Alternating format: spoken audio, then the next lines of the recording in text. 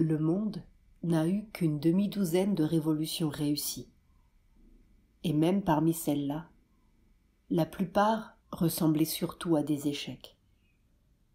Cependant, c'est par de grands et nobles échecs que l'humanité progresse. Chapitre 4 1789-1917 Des Jacobins aux Bolcheviks. 1815 a dû sembler une date capitale aux hommes de l'époque, dont le mental était plein du spectacle du long combat entre les anciens régimes et la France révolutionnaire, puis entre l'Europe et Napoléon. Mais quand, à présent, nous regardons en arrière, nous voyons que ce n'était qu'une étape, la fin d'une phase la plus aiguë du combat, le commencement d'un grand souffle, la date d'un compromis qui ne pouvait durer. À partir de là, nous reculons jusqu'à 1789, où commença la destruction d'un ordre ancien et la naissance d'un idéal nouveau, et nous avançons vers des dates plus récentes qui marquent le progrès de cet idéal vers un élargissement de sa réalisation. En effet, après la Révolution française, les idéaux de liberté, égalité et fraternité n'ont cessé d'influencer le développement des nations et des sociétés.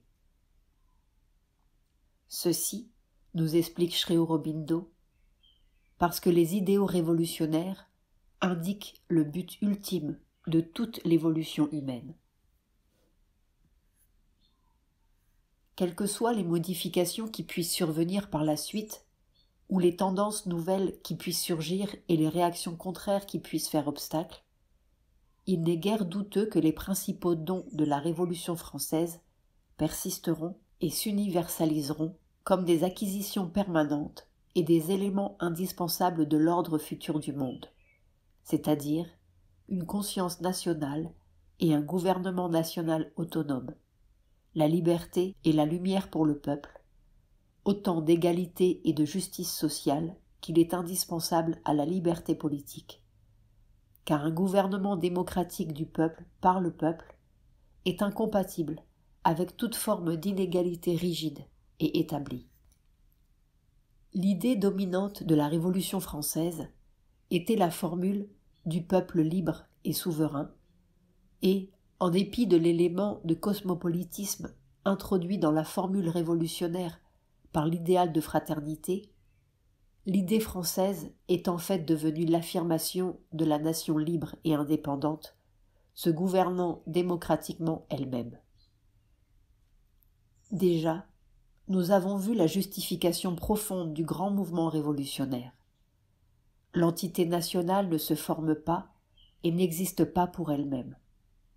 Sa raison d'être est de fournir le cadre d'une agrégation plus vaste où le génie de l'espèce, et non plus seulement de quelques classes ou de quelques individus, pourra progresser vers un développement humain complet.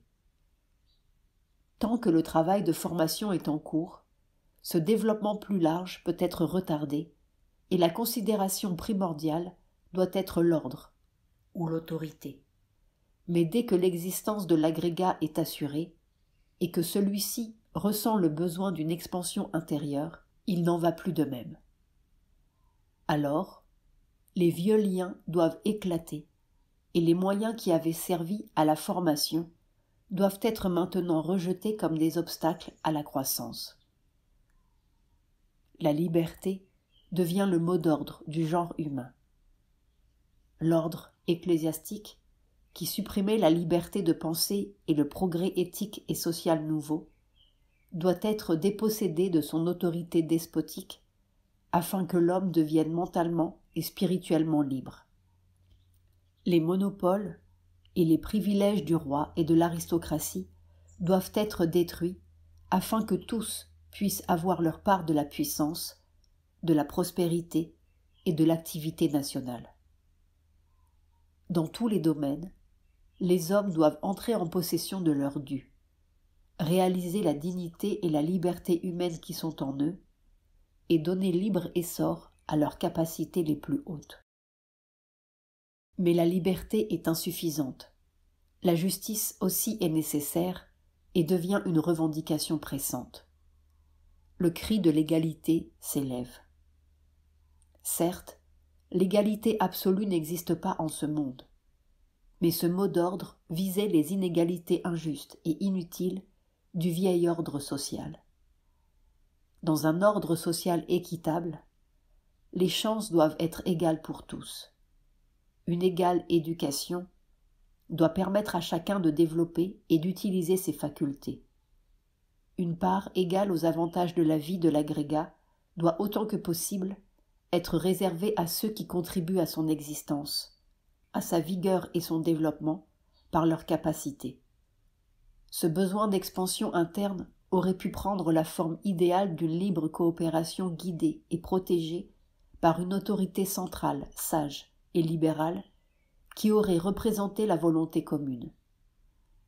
Mais en fait, nous sommes revenus à la notion antique d'un État absolu et efficace, non plus monarchique, ecclésiastique, ni aristocratique, mais séculier, démocratique et socialiste, où la liberté est sacrifiée au besoin d'égalité et à l'efficacité de l'agrégat. Avant que la grande impulsion du XIXe siècle ait pu émerger partout, avant même qu'elle ait pu s'installer tout à fait en Europe, une nouvelle tendance a surgi. Une idée nouvelle s'est emparée du mental progressif de l'humanité. L'idéal de l'État parfaitement organisé. Fondamentalement, l'idéal d'un État parfaitement organisé est d'origine socialiste. Il se fonde sur le deuxième principe de la grande formule révolutionnaire, l'égalité. De même que le mouvement du XIXe siècle s'était centré sur le premier, la liberté. Le premier élan du grand bouleversement européen n'avait produit qu'une certaine sorte d'égalité politique. Un nivellement social incomplet laissait encore intactes les inégalités et surtout cette forme de prépondérance politique qu'aucune société fondée sur la concurrence ne peut éliminer. La prépondérance des possédants sur les non-possédants. L'inégalité de ceux qui réussissent dans la lutte pour la vie contre ceux qui réussissent moins bien. Inégalité rendue inévitable par les différences de capacité, les chances inégales, le handicap des circonstances et du milieu. Le socialisme essaye donc de se débarrasser de cette inégalité tenace en détruisant la forme concurrentielle de société pour y substituer une forme coopérative. Il existait bien autrefois une forme coopérative de société humaine, la commune. Mais restaurer la commune comme unité de base impliquerait pratiquement le retour à la cité antique, et comme ce n'est plus possible étant donné les groupements plus vastes et les complexités plus grandes de la vie moderne, l'idée socialiste ne peut donc se réaliser que par un État national rigoureusement organisé. Éliminer la pauvreté, non par l'idée sommaire d'une distribution égale, mais par la mise en commun de tous les biens et leur gestion par un État organisé. Égaliser autant que possible les chances et les capacités par une éducation et une instruction universelle confiée également à l'État organisé. Telle est l'idée fondamentale du socialisme moderne. Elle implique une abrogation, du moins une rigoureuse diminution de la liberté individuelle. Il est vrai que le socialisme démocratique reste encore attaché à l'idéal de liberté politique du XIXe siècle. Il déclare que chacun dans l'État a un droit égal de choisir, juger et changer les gouvernants. Mais il est prêt à sacrifier toutes les autres libertés à son idée centrale. Il semblerait donc que le progrès de l'idée socialiste conduise à l'apparition d'un État national parfaitement organisé qui assurerait et contrôlerait l'instruction et l'éducation, administrerait et dirigerait toutes les activités économiques et pour ce faire autant que pour assurer l'efficacité, la moralité, la justice sociale et le bien-être parfait, réglementerait toute la vie extérieure et intérieure des individus qui le composent, ou en tout cas la plus grande partie de leur existence. Ainsi s'opérerait par le contrôle organisé de l'État ce que les sociétés antérieures avaient tenté d'opérer par la pression sociale, par les règles coutumières rigoureuses, les codes et les shastras minutieux. Le shastra désigne les écritures, ou les textes contenant la connaissance des vérités et des principes. Par la suite, ce mot en vint à désigner tous les textes qui codifient invariablement la conduite des hommes ou des sociétés.